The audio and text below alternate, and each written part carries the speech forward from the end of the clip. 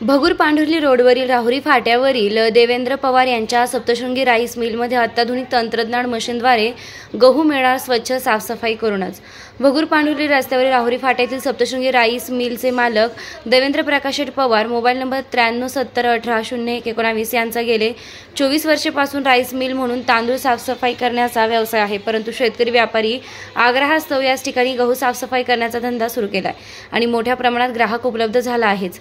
या गहू साफसफाई करण्याचं वैशिष्ट्य म्हणजे जगातील 3च कंपनींच्या पैकी गहू साफसफाई करण्याची अत्याधुनिक तांत्रिक टेक्नॉलॉजीचं लाखो रुपयांचं मशीन आणलं असून शेतकरी व्यापारी यांचा गहू मशीनमध्ये टाकल्यास अगदी काडी कचरा दगड गोटे बाजूला सारून चकाकक असा उच्च प्रतीचा साफ होऊन बाहेर पडतो।